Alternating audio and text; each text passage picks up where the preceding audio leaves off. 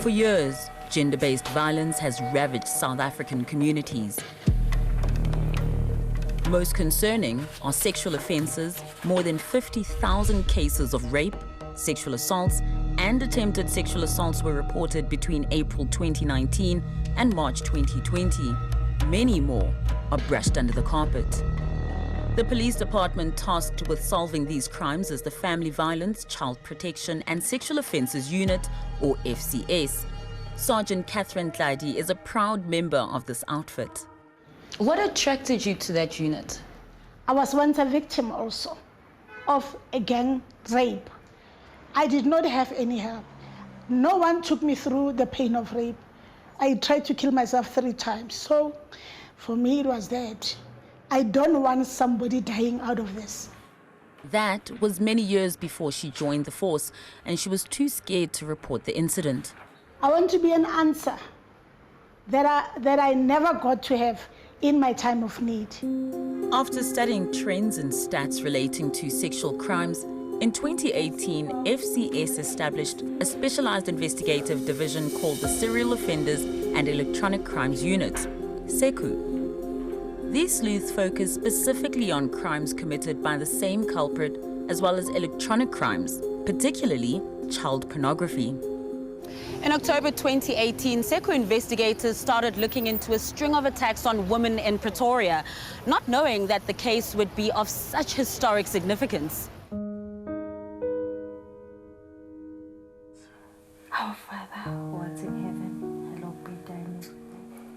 3 years ago, 𝗀𝗍𝗄𝗎 worked late shifts. She often got to her Atteridgeville home in the west of Pretoria just before midnight, with only enough time to say her prayers and sneak quietly into bed next to her son. On the 28th of January in 2018, after her nightly devotion, a nightmare would unfold. I just saw someone with the phone lighting my face, and he's like, "Can you please move, move, move, move?" The intruder pushed 𝗀𝗍𝗄𝗎 into another room where her twin sister and nephew were sleeping. He covered us with a blanket so that we can't recognize. When my twin sister's son was peeping, and he was like, "I'm gonna shoot the child." He pulled the blanket over their faces. He's like, "Remove your pants." And then he did whatever he wanted to do with me. And the sad part of it, he was very much comfortable. The intruder raped 𝗀𝗍𝗄𝗎 and would do so repeatedly over the 2 hours that followed, in front of her family. During this time, he ate from the fridge and robbed the family of their money and cell phones. He came back again for a 3rd time. And then he just kissed my ass, and then he's like, "Okay, I'm done. Thank you, my love." And he left. I was devastated. When this case was reported to SECI, the modus operandi sounded familiar to Sergeant Tladi. What was his modus operandi? I mean, these are a lot of women. They're the same. Go through the window, touch you, rape you. You know, it's either if at all others are fast asleep and you're not making noise, he would rape you there. They'll be surprised when they see you come in and say, "Somebody was here, he raped me." In 2018, another woman was at the mercy of the serial rapist when he struck in 𝗀𝗍𝗄𝗎. 28-year-old Naledi Rentini was sleeping with her child when she woke up to a large man pressing a gun to her throat. I requested 𝗀𝗍𝗄𝗏 the phone, and then he requested for me to lie flat on the bed.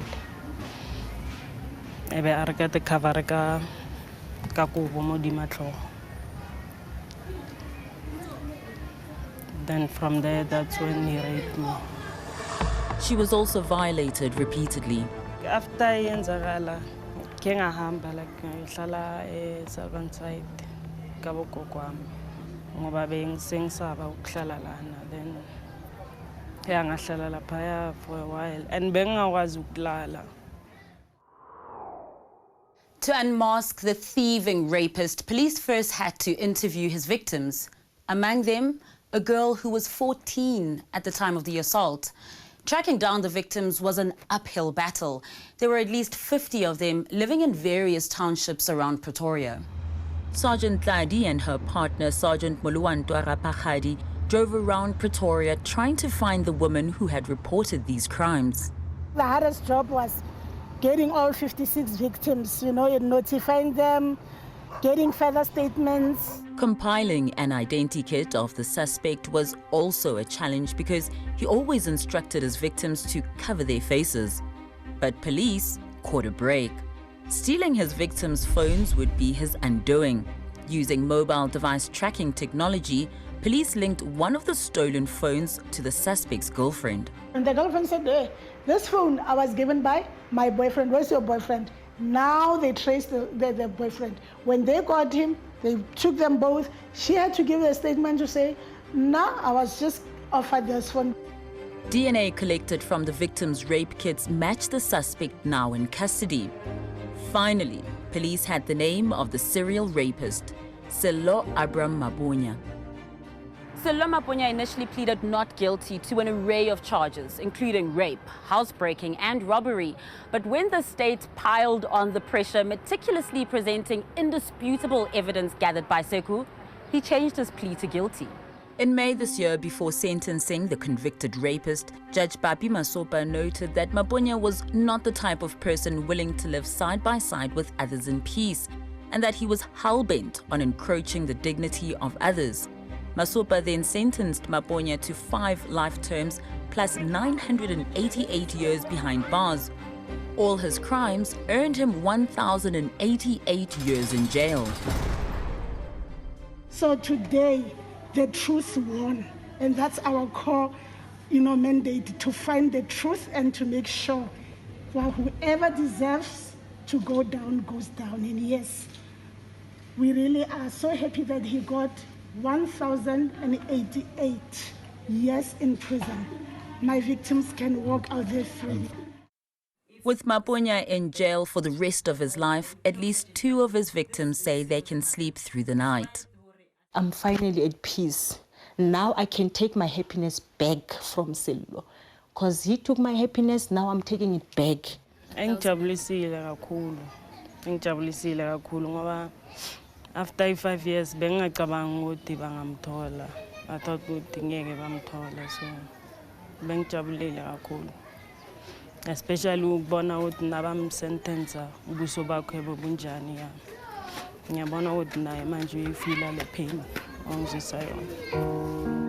And this is why Sergeant Tladi is intent on solving every case that lands on her desk, to give victims the closure they deserve so they can heal and rebuild their shattered lives. If you've never been through this, you'll never understand. When somebody tells you, the day they raped me, they took a coat off me, and I've been naked since. When you find justice, it's like they put it back. It's like they cover you again.